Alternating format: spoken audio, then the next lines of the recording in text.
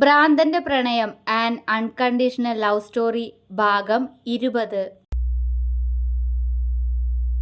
ചിന്നു ഹരിയും അങ്ങോട്ട് വന്ന സമയം തന്നെ ചായയുമായി ദേവികയും അങ്ങോട്ടേക്ക് എത്തിയിരുന്നു. ആഹാ, നിങ്ങൾ വന്നോ? കേറിയിരിക്കും മക്കളെ. ദേവിക സന്തോഷത്തോടെ അവരെ അകത്തേക്ക് ക്ഷണിച്ചു.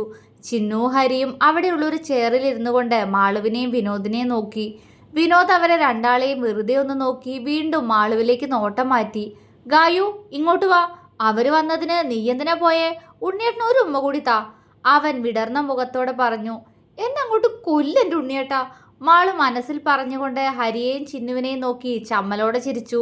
ചിന്നു ചിരി കടിച്ചു പിടിച്ചിരിക്കുകയായിരുന്നു. ദേവികയെ നോക്കിയപ്പോൾ ആ മുഖത്തും ഒരു പുഞ്ചിരിയുണ്ട്. എല്ലാം മനസ്സിലായി എന്നതുപോലെ. നിങ്ങളെപ്പോ വന്നു? മാളു ചമ്മല് മറച്ചു വെക്കാൻ ശ്രമിച്ചുകൊണ്ട് ചോദിച്ചെങ്കിലും അവളുടെ ചുവന്ന മുഖവും മായാത്ത നാണവും നോക്കി ഹരി നിറഞ്ഞു ചിരിച്ചു. ഇപ്പൊ വന്നതേ ഉള്ളൂ മോളെ, അവൻ പുഞ്ചിരിയോടെ പറഞ്ഞു. മാളുവിന് ആശ്വാസം തോന്നി. അവൾ അവനെ നോക്കി പുഞ്ചിരിച്ചു. അതെ ഏട്ടത്തി, ഞങ്ങൾ ഇപ്പൊ വന്നേ ഉള്ളൂ ഇങ്ങോട്ട്. ഏട്ടത്തി എന്താ വിനോട്ടിന് കൃത്രിമശ്വാസം കൊടുക്കായിരുന്നോ? ചിന്നു കുസൃതി ചിരിയോടെ ചോദിച്ചു.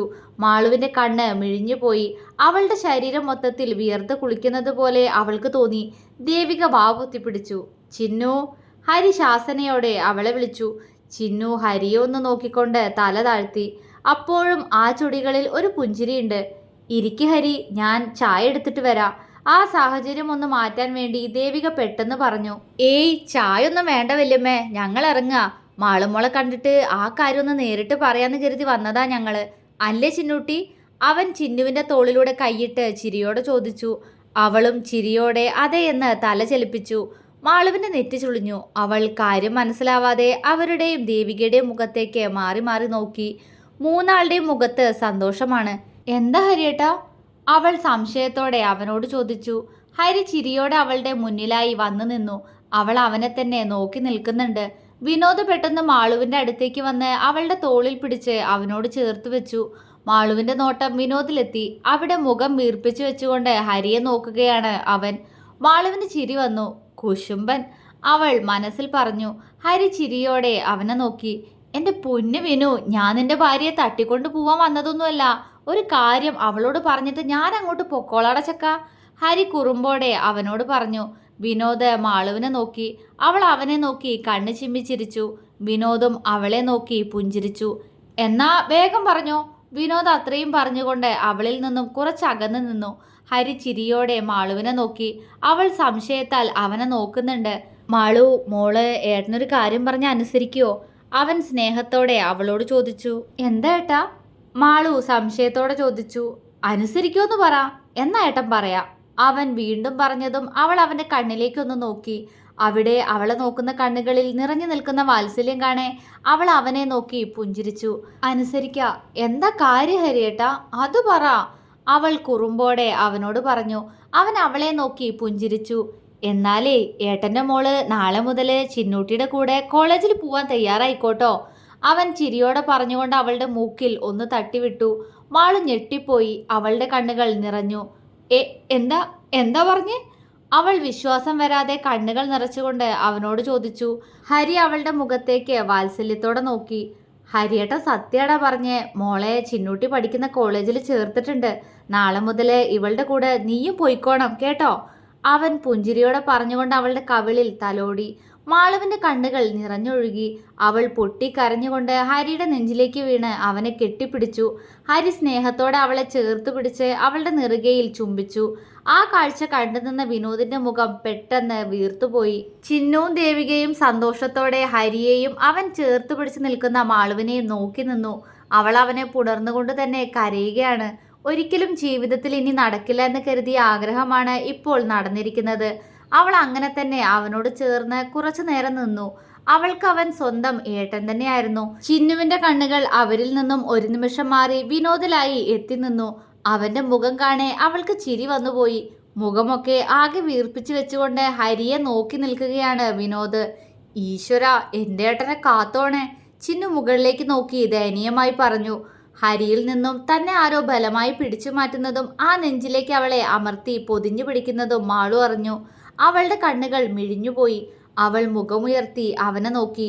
വിനോദ് മുഖം വീർപ്പിച്ചു വെച്ചുകൊണ്ട് അവളെ കൂർപ്പിച്ചു നോക്കി. ഉണ്ണിയേട്ടാ. അവൾ കുറുമ്പോടെ അവന്റെ മുഖത്തേക്ക് നോക്കി വിളിച്ചു. വിനോദ് അവളെ ഒന്ന് നോക്കിക്കൊണ്ട് കലിയോടെ ഹരിയെ നോക്കി. അവൻ ഹരിയെ ചെറുതായി തള്ളി മാറ്റിക്കൊണ്ടായിരുന്നു മാളുവിനെ അവന്റെ നെഞ്ചിലേക്ക് ചേർത്തത്. അവന്റെ നോട്ടം കണ്ടപ്പോൾ ഹരിക്ക് ചിരി വന്നുപോയി. എന്താടാ? ഹരി കുറുമ്പോടെ ചോദിച്ചു. നീ എന്തിനാ എന്റെ ഗായുവിനെ കെട്ടിപ്പിടിച്ചേ? ഇവൾ എന്റെയാ, പിന്നെ നീ എന്തിനാ പിടിച്ചേ? പോ, എനിക്ക് ഇഷ്ടല്ല നിന്നെ. അവൻ പറഞ്ഞുകൊണ്ട് മാളുവിനെ ഒന്നുകൂടി ഇറുക്കി പിടിച്ചു. മാളുവിന് അവരൊക്കെ ഉള്ളത് കൊണ്ട് അവനോട് അങ്ങനെ ചേർന്ന് നിൽക്കാൻ ചമ്മല് തോന്നുന്നുണ്ടായിരുന്നു. പക്ഷേ അവൻ അത്രയും ബലമായിട്ടാണ് അവളെ പിടിച്ചിരിക്കുന്നത്. അതുകൊണ്ട് തന്നെ അവൾക്ക് അവനിൽ നിന്ന് അകലാൻ സാധിക്കുന്നില്ലായിരുന്നു. അതിന് ഞാനാണോ നിന്റെ ഗായുവിനെ കെട്ടിപ്പിടിച്ചേ? അവളല്ലേ എന്നെ കെട്ടിപ്പിടിച്ചേ? അതിനിപ്പോ ഞാനെന്ത് ചെയ്യാനാ? ഹരി അവനെ നോക്കി കൈ മലർത്തി. വിനോദ് ദേഷ്യത്തോടെ മാളുവിനെ നോക്കി. അവൾ അവനെ നോക്കി ഇളിച്ചു കൊടുത്തു.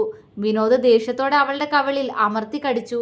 ആ ഉണ്ണിയേട്ടാ, അവൾ വേദനയോടെ പറഞ്ഞു. ഹരിയുടെയും ചിന്നുവിൻ്റെയും ദേവികയുടെയും കണ്ണുകൾ മിഴിഞ്ഞുപോയി. വിനോദ് അവളിൽ നിന്നും പല്ലകത്തിക്കൊണ്ട് ഹരിയെയാണ് ആദ്യം നോക്കിയത്. ഹരിക്ക് അത് കണ്ടപ്പോൾ ചിരിയാണ് വന്നത്. പഴയ എൻ്റെ വിനു തന്നെ ഇത്, ഹരി മനസ്സിൽ പറഞ്ഞുപോയി. മാളു വിനോദിനെ മിഴിച്ചു നോക്കി. വിനോദ് അവളെ അവനിൽ നിന്നും അകറ്റി നിർത്തി അവളെ ദേഷ്യത്തോടെ നോക്കി. ഉണ്ണിയേട്ടാ, അവള് വിളിച്ചു. ഗായു എന്തിനാ അവനെ കെട്ടിപ്പിടിച്ച്? ഞാനല്ലേ എൻ്റെ ഗായുവിൻ്റെ ഉണ്ണിയേട്ടൻ, എന്നിട്ടും അവനെയല്ലേ പിടിച്ച്? പോ, ഞാൻ മിണ്ടൂല. അവൻ അത്രയും പറഞ്ഞുകൊണ്ട് അകത്തേക്ക് പോവാനൊരുങ്ങി. ഉണ്ണിയേട്ടാ, അവൾ ദയനീയമായി വിളിച്ചു. അവൻ അവളെ തിരിഞ്ഞു നോക്കിയില്ല. അവൻ നടന്നുകൊണ്ട് അവൻ്റെ മുന്നിൽ നിൽക്കുന്ന ഹരിയെ തട്ടിമാറ്റി. ഇത്തവണ ഹരി പൊട്ടിച്ചിരിച്ചുപോയി. വിനോദ് കലിയോടെ അവനെ നോക്കി. നീ എന്തിനാടാ ചിരിക്കുന്നേ? അവൻ പല്ലിരുമ്മിക്കൊണ്ട് അവനോട് ചോദിച്ചു. ഹരിയുടെ ചിരി പെട്ടെന്ന് നിന്നു. ഒന്നുമില്ല, അവൻ കണ്ണു ചിമ്മി അവനെ നോക്കിക്കൊണ്ട് പറഞ്ഞു. വിനോദൊന്ന് മൂളിക്കൊണ്ട് അവനിൽ നിന്നും നോട്ടം മാറ്റി അടുത്ത് നിൽക്കുന്ന ചിന്നുവിനെ നോക്കി. അവള് ചിരിയോടെ നിൽക്കുകയായിരുന്നു. എന്താടി? അവന്റെ ശബ്ദം ദേഷ്യത്തോടെ ഉയർന്നുപോയി. ഉണ്ണിയേട്ടാ, മാളു ശാസനയോടെ അവനെ വിളിച്ചു. അവൻ മാളുവിനെ തിരിഞ്ഞു നോക്കി. ശേഷം ചിന്നുവിനെ ദേഷ്യത്തോടെ ഒന്നുകൂടി നോക്കി അകത്തേക്ക് നടന്നു. എൻ്റെ മഹാദേവ, ഇന്നത്തെ പിണക്കത്തിനുള്ള കാരണമായി. ഇന്നീ പിണക്കം മാറ്റാൻ എന്താണാവോ ചോദിക്കാൻ പോണേ? മാളു തലയിൽ കൈവച്ചുകൊണ്ട് ദയനീയമായി മുകളിലേക്ക് നോക്കി പറഞ്ഞു. ചിന്നുവിൻ്റെ ഉച്ചത്തിലുള്ള ചിരി കേട്ടപ്പോഴാണ് അവൾ പറഞ്ഞത് കുറച്ച് ഉറക്കെ ആയിപ്പോയെന്ന് മാളുവിന് മനസ്സിലായത്. അവൾ അവരെ മൂന്നാളെയും നോക്കി ഇളിച്ചു കൊടുത്തു. ഹരി ചിരിയോടെ അവളുടെ അടുത്തേക്ക് വന്നു. അവളും അവനെ നോക്കി ചിരിച്ചു. മോളുടെ അപ്പച്ചി ഇങ്ങോട്ട് വന്നപ്പോൾ കൊണ്ടുവന്ന ഫയൽ എന്താണെന്ന് മോള് ചോദിച്ചില്ലേ? ഹരി പുഞ്ചിരിയോടെ അവളോട് ചോദിച്ചു. അവൾ സംശയത്തോടെ മൂളി. അത് മോളുടെ സർട്ടിഫിക്കറ്റ് ആയിരുന്നു കേട്ടോ. ഞാൻ വല്യമ്മയോട് പറഞ്ഞേൽപ്പിച്ചായിരുന്നു അതൊക്കെ അവരോട് കൊണ്ടുവരാൻ പറയാൻ. അവൻ പറഞ്ഞപ്പോൾ അവളുടെ കണ്ണ് നിറഞ്ഞു. കരയരുത് മോളെ, നിനക്ക് ഇതുവരെ ആരും ഇല്ലായിരുന്നിരിക്കും. പക്ഷേ ഇന്ന് നിനക്ക് ചുറ്റും ഞങ്ങളെല്ലാവരും ഉണ്ട്. അതുകൊണ്ട് നിന്റെ ആഗ്രഹങ്ങളൊന്നും ഇനി നീ മാറ്റിവെക്കരുത്. അവൻ പറഞ്ഞുകൊണ്ട് അവളെ നോക്കി. അവൻ പറയുന്നത് എന്താണെന്നറിയാൻ അവൾ അവനെ തന്നെ നോക്കി നിന്നു. മോളുടെ അച്ഛൻ്റെ അമ്മയുടെ ആഗ്രഹം പോലെ തന്നെ മോളൊരു ടീച്ചറാവണം. അതിനുവേണ്ടി നന്നായി പഠിക്കണം. അവൻ പറഞ്ഞപ്പോൾ അവൾ അവനെ നോക്കി നിറഞ്ഞ കണ്ണോടെ പുഞ്ചിരിച്ചു. ദാ ഇവളുണ്ടാവും നാളെ മുതൽ നിന്റെ കൂടെ. ഇവള് സെക്കൻഡ് ഇയർ ആയിട്ടോ. ഈ പോത്തിനും ടീച്ചറാവണം എന്നൊക്കെ തന്നെയാ പറഞ്ഞേക്കുന്നേ. ടീച്ചറാവോ അതോ ഞങ്ങളുടെ പണം പോവോ? ഈശ്വരന് മാത്രം അറിയാം. ഹരി ഇടം കണ്ടിട്ട് ചിന്നുവിനെ നോക്കിക്കൊണ്ട് ഒന്ന് നിശ്വസിച്ചു. ഏട്ടാ, അവള് കുറുമ്പോടെ അവനെ വിളിച്ചു. അവൻ ചിരിയോടെ അവളെ ഒരു കൈയാലെ ചേർത്ത് പിടിച്ചു. മറുകൈയിൽ മാളുവിനെയും പിടിച്ചു. നന്നായി പഠിക്കണം രണ്ടാളും. മാളു, മോള് നാളെ മുതൽ തന്നെ ക്ലാസ്സിൽ പോയി തുടങ്ങിക്കോട്ടോ. ക്ലാസ് തുടങ്ങിയിട്ടിപ്പോൾ കുറച്ചായില്ലേ. ബുക്സൊക്കെ നമുക്ക് അറേഞ്ച് ചെയ്യാം. പിന്നെ ഇവളുടെ കയ്യിലും കാണും അല്ലേടി? അവൻ ചിന്നുവിനെ നോക്കിക്കൊണ്ട് ചോദിച്ചു. അതെ ഏട്ടത്തി, എൻ്റെയിലുണ്ട് ബുക്സൊക്കെ. പിന്നെ ഞാനും പഠിപ്പിക്കുക ഏട്ടത്തിയെ. നാളെ മുതൽ നമുക്ക് അടിച്ചു പൊളിക്കാം. അവൾ സന്തോഷത്തോടെ പറഞ്ഞു. മാളു ഹരിയുടെ മുഖത്തേക്ക് നോക്കി. അവൾക്കെന്തോ തന്നോട് പറയാനുണ്ടെന്ന് അവന് മനസ്സിലായി. എന്താടാ? അവൻ സംശയത്തോടെ ചോദിച്ചു. അത് ഹരിയേട്ടാ, ഉണ്ണിയേട്ടൻ ഇവിടെ ആക്കിയിട്ട് ഞാൻ എങ്ങനെയാ പോകുന്നേ? അവൾ സങ്കടത്തോടെ ചോദിച്ചു. ഞാനില്ലേ മോളെ ഇവിടെ, അമ്മ നോക്കിക്കോളാം. എൻ്റെ കുട്ടി പഠിക്കാൻ പോണം. ദേവിക അവളെ നോക്കി വാത്സല്യത്തോടെ പറഞ്ഞു. ഞാനില്ലാതെ ഉണ്ണിയേട്ടൻ നിൽക്കുമോ അമ്മേ? അവൾ ചോദിച്ചു. അറിയില്ല, പക്ഷേ മോൾ അവനെ പറഞ്ഞു മനസ്സിലാക്കിക്കണം. നീ പറഞ്ഞ അവൻ കേട്ടോളും. അവർ പറഞ്ഞു. അവൾ മൂളിയതേയുള്ളൂ. അവൾക്ക് പഠിക്കാൻ പോവാൻ ഇഷ്ടമാണെങ്കിലും അത്രയും സമയം പോലും അവനെ കാണാതെ എങ്ങനെ തന്നെ കൊണ്ട് പറ്റുമെന്നായിരുന്നു അവളുടെ ചിന്ത മുഴുവൻ. പറ്റില്ലല്ലോ എന്നെക്കൊണ്ട് എൻ്റെ ഉണ്ണിയേട്ടനെ ഒരു നിമിഷം പോലും കാണാതെ ഇരിക്കാൻ. അത്രമേൽ മാളുവിൻ്റെ പ്രാണനായി പോയില്ലേ എൻ്റെ ഉണ്ണിയേട്ടൻ. അവൾ പ്രണയത്തോടെ മനസ്സിൽ ചിന്തിച്ചു. തുടരും.